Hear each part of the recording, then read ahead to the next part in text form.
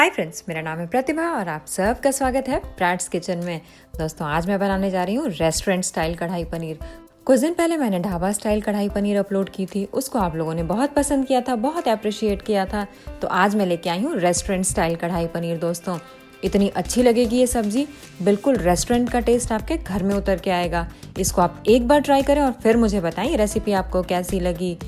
और अगर आप मेरे चैनल पर नए आए हैं तो प्लीज़ मेरे चैनल को सब्सक्राइब कर लें। दोस्तों, इसको बनाने के लिए सबसे पहले मैंने यहाँ पर काजू को भिगो लिया है। मैंने यहाँ पर 20 से 25 काजू लिए हैं, जिसको मैंने गर्म पानी में आधे घंटे के लिए भिगो लिया है। बाद में मैं इसको पीस के पेस्ट बना के यूज़ करूँगी। चलिए अब हम कढ़ाई मसाला बना लेते हैं, जिसके लिए पैन में मैंने 2 छोटे चम्मच धनिया डाला है, आधा छोटा चम्मच काली मिर्च डाल दी है खड़ी मैंने, साथ के साथ 4 लाल मिर्चें डाल दी हैं, आधा छोटा चम्मच जीरा डाल दिया है मैंने। इन सभी मसालों को हम मीडियम हीट पे लगभग 30 सेकंड के लिए भून लेंगे, जब तक इसमें से हल्की खुशबू ना आनी शुरू हो जाए। जैसे ही खुशबू आनी शुरू हो दोस्तों, गैस को ऑफ कर दें और मसालों को ठंडा करके दरदरा पीस लें। बारीक इसको बिल्कुल ना पीसें, इसको यहाँ पर हमें दरदरा ही पीसना है। और दोस्तों, अगर हम यहाँ पर ढाबा स्टाइल कढ़ाई पनीर बना रहे होते तो मैंने इन मसालों में सौंफ भी ऐड की होती। मैंने यहाँ पर सौंफ नहीं ऐड की है, क्योंकि रेस्टोरेंट स्टाइल कढ़ाई पनीर में सौंफ नहीं पड़ती है। ये देखिए दोस्तों, मसाले हमारे पिस के तैयार हो गए हैं। इसको अब मैं एक साइड में रख रही हूँ और थोड़ी सी मैं कसूरी मेथी भून ले रही हूँ। लगभग 1 बड़ा चम्मच मैंने कसूरी मेथी ली है, जिसको मैंने लगभग 30 सेकंड के लिए भून लिया है मीडियम फ्लेम पे। जैसे इसमें से हल्का हल्का अरोमा आने लगा है, मैंने इसको निकाल करके एक प्लेट में ट्रांसफर कर लिया है। इसको बहुत ज़्यादा भूनने पर ये बहुत जल्दी जल जाती है। अब सेम पैन लिया है मैंने, जिसमें मैंने 1 बड़ी चम्मच तेल का डाल लिया है। इसमें मैं शिमला मिर्च और प्याज को भून लूँगी। मैंने यहाँ पर 1 प्याज ले ली है और 1 शिमला मिर्च ली है, जिसको मैंने ऐसे डाइस कर लिया है 1 इंच के पीसेस में। इसको लगभग हम 2 मिनट के लिए भुनेंगे। भुनते समय ही मैं इसमें 1 छोटा चम्मच कढ़ाई मसाला डाल रही हूँ और साथ के साथ मैं इसमें नमक डाल रही हूँ थोड़ा सा, लगभग आधा छोटा चम्मच जितना नमक मैंने इसमें अभी ऐड कर लिया है। और लगभग 2 मिनट भुनने के बाद हल्का सा इसमें कलर आने के बाद मैं इसको एक साइड में रख ले रही हूँ। और सेम पैन में मैंने अब यहाँ पर 3 बड़े चम्मच ऑयल डाल दिया है। मैंने नॉर्मल तेल डाला है, आप चाहें तो इसको मक्खन में भी बना सकते हैं। मक्खन में भी कढ़ाई पनीर बहुत अच्छा बनेगा। आधा छोटा चम्मच मैंने जीरा डाल दिया है तड़के में, साथ के साथ कुछ खड़े मसाले डाल रही हूँ। 2 बड़ी इलायची, 2 छोटी इलायची, 4 लौंग डाल दी है, 1 टुकड़ा दालचीनी का और आधा टुकड़ा चक्रफूल का डाला है। इन सभी चीज़ों को लगभग 10 सेकंड के लिए मैं कुक कर लूँगी मीडियम फ्लेम पे, ताकि ये जो मसाले हैं अपना ऑयल जो है वो रिलीज़ कर सकें यहाँ पर। उसके बाद यहाँ पर जाएगा अदरक और लहसुन। मैंने चॉप किया हुआ अदरक डाला है 2 बड़े चम्मच और साथ के साथ मैं ऐड कर रही हूँ चॉप किया हुआ लहसुन 2 बड़े चम्मच। जी हाँ दोस्तों, 2 बड़े चम्मच के डाले हैं मैंने इसको लगभग 10 से 15 सेकंड के लिए हम भुनेंगे, तब तक जब तक इनमें हल्का सा कलर आए। इसको हम यहाँ पर बहुत ज़्यादा नहीं कुक करेंगे, नहीं तो इसकी खुशबू निकल जाएगी। अब मैं यहाँ पर ऐड करूँगी 2 बड़े प्याज, जिसको कि मैंने बारीक चॉप कर लिया है। मैंने इसको चॉपर में चॉप किया है, आप चाहें तो इसको हाथ से भी चॉप कर सकते हैं। बस इसको बारीक चॉप करें। इसको अच्छे से भूनूंगी मैं दोस्तों, हल्का सुनहरा कलर आने तक, लगभग 4 से 5 मिनट के लिए। 4 से 5 मिनट तक मैंने मीडियम फ्लेम पे इसको भुना है और इसका कलर बिल्कुल अच्छा सुनहरा हो गया है। आप देख सकते हैं दोस्तों, प्याज हमारी यहाँ पर बिल्कुल रेडी हो गई है।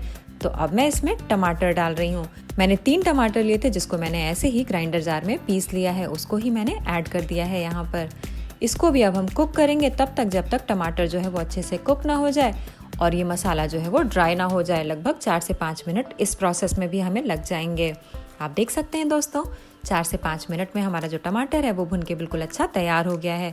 तो चलिए अब हम इसमें सूखे मसाले डालते हैं, जिसमें सबसे पहले मैंने यहाँ पर 1 छोटा चम्मच हरी मिर्च डाली है, आप चाहें तो लाल मिर्च भी डाल सकते हैं। 2 छोटा चम्मच मैंने यहाँ पर धनिया पाउडर डाला है, कश्मीरी लाल मिर्च डाली है मैंने यहाँ पर 2 छोटे चम्मच, नमक डाल रही हूँ मैं स्वाद के अनुसार, साथ के साथ मैंने आधा छोटा चम्मच यहाँ पर हल्दी पाउडर का डाल दिया है। इन सभी चीज़ों को मैं 1 मिनट के लिए कुक करूँगी। इतने में हमारे जो सारे मसाले हैं वो अच्छे से भुन जाएंगे। उसके बाद ऐड करूँगी मैं इसमें काजू का पेस्ट। वही काजू मैंने पीस लिया है दोस्तों, जिसको मैंने भिगो करके रखा था शुरू में। इसको अब मैं मीडियम फ्लेम पर लगातार चलाते हुए 2 से 3 मिनट तक भून लूँगी, ताकि काजू जो है वो अच्छे से पक जाए। यहाँ पर काजू भी हमारा अच्छे से पक गया है दोस्तों, और हमारी सब्जी भी ऑलमोस्ट कुक हो गई है। तो यहाँ पर मैं ऐड कर रही हूँ 1 छोटे चम्मच कढ़ाई मसाला का। कढ़ाई मसाले को मिक्स करूँगी मैं, और मिक्स करने के बाद दोस्तों इसमें मैं पानी डालूँगी। अब आप यहाँ पर सब्जी की कंसिस्टेंसी को सेट कर सकते हैं।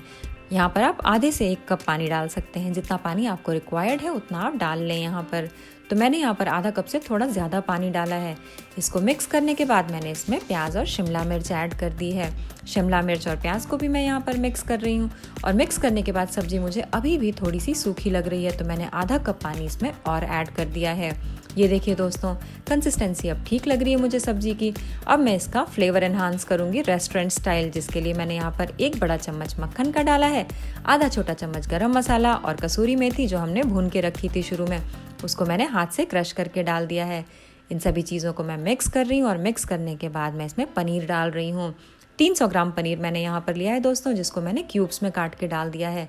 और उसके बाद फाइनली मैं डाल रही हूँ इसमें 3 बड़े चम्मच क्रीम का। मैंने यहाँ पर घर की मलाई डाली है दोस्तों, आप चाहें तो बाजार वाली क्रीम भी डाल सकते हैं, दोनों से ही फ्लेवर इक्वली गुड आता है।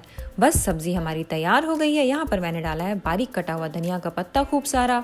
इसको मिक्स करें दोस्तों अच्छे से और गैस को करते हैं बंद। सब्जी हमारी तैयार हो गई है दोस्तों। इसको गर्मा गर्म सर्व करें तंदूरी रोटी के साथ। तंदूरी रोटी मेरे चैनल पे मैंने ऑलरेडी अपलोड की हुई है, उसका लिंक मैं डिस्क्रिप्शन बॉक्स में भी दे दूंगी। बहुत ही जबरदस्त कॉम्बिनेशन है, इसको ट्राई करें और मुझे बताएं ये रेसिपी आपको कैसी लगी। अगर ये वीडियो पसंद आई हो तो लाइक, कमेंट, शेयर और सब्सक्राइब करना बिल्कुल ना भूलें।